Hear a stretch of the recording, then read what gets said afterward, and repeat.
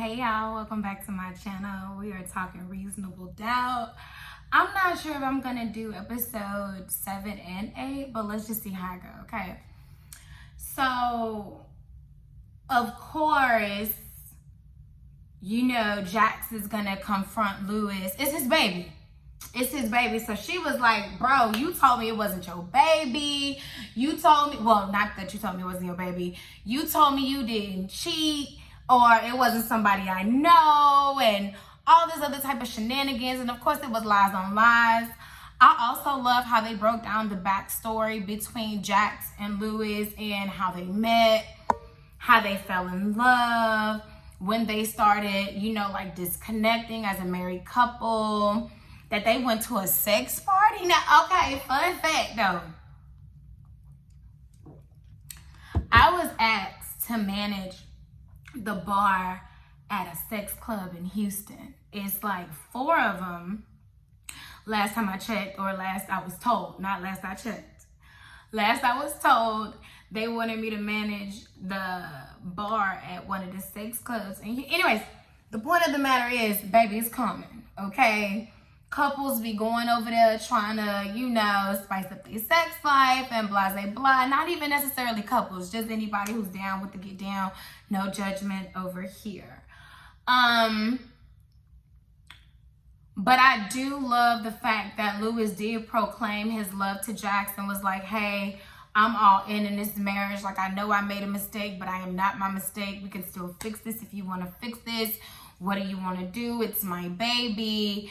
And Jax like, I love you unconditionally. Like, I'm gonna be here regardless. So I know it's your baby, but let's go to therapy and see how we can navigate this. And I love how the therapist broke it down for Jax, like how she never felt fully secured in any of her relationships because she was never told that, hey, I'm with you no matter what. She never got that. She was neglected on that growing up in any of her past relationships.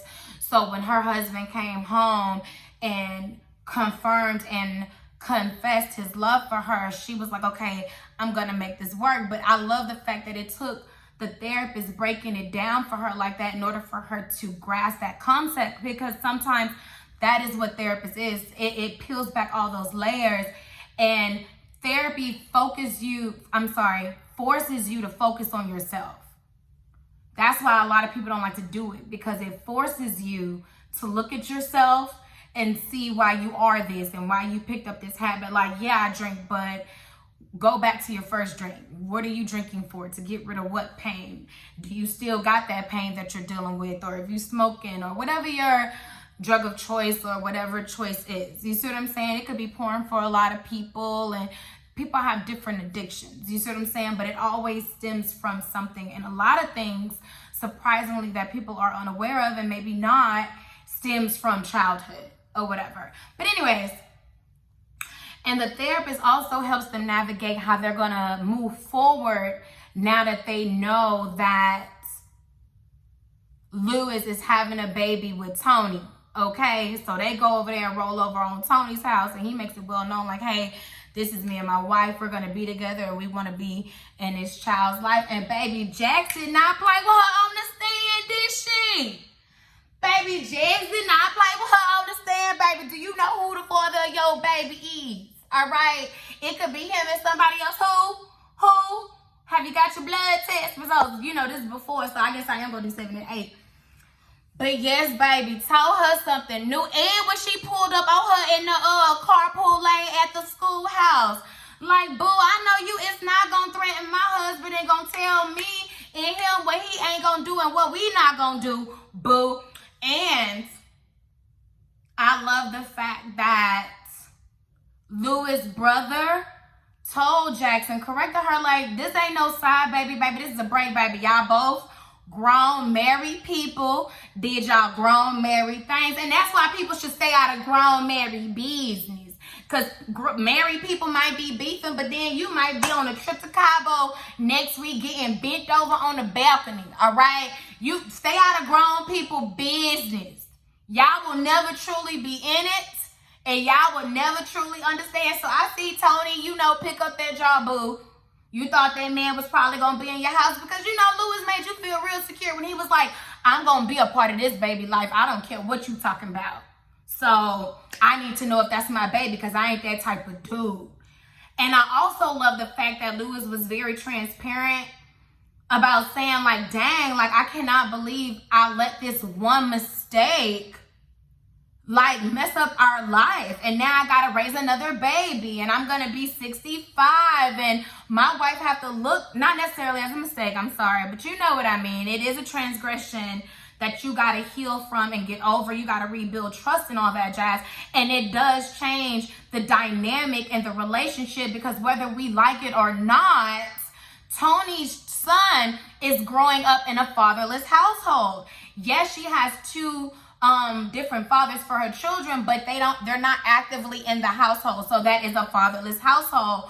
And Jax has to be a reminder of what happened between Louis and Tony every time this child has a birthday, every time school comes around, every time this child gets sick, holidays and all that. Now we got to explain these to our preteen children and my mama, and this is my bonus baby. Like, that's a lot to process.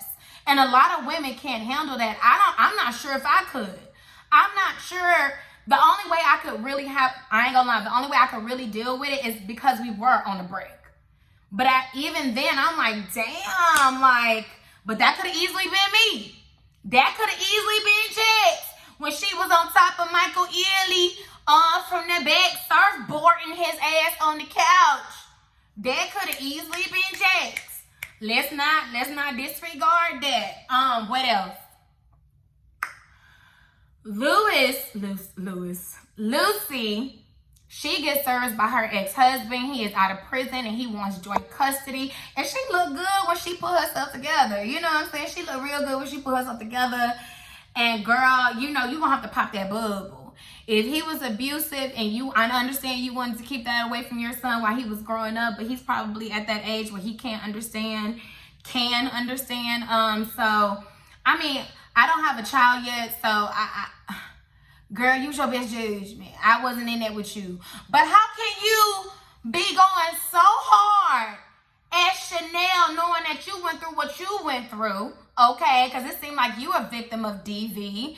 But I get it, you know, work and personal separate, but girl, you know what I'm saying? That's a lot.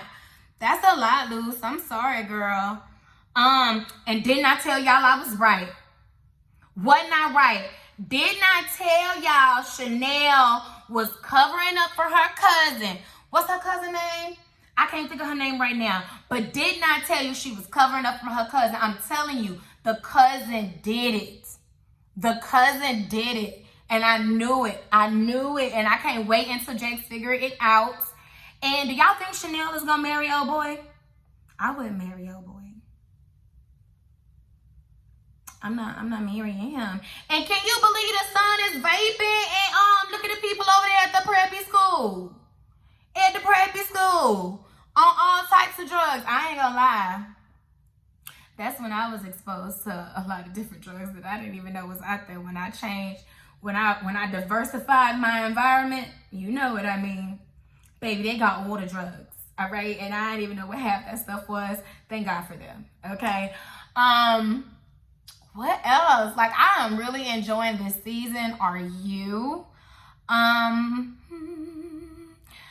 guess that is it. Okay. And I will see you guys whenever I can for the next week's review, because I cannot wait to see how this transpired. Thank you so much. If you haven't already, please like, comment, and subscribe to the channel. And I will see you guys next time. Later.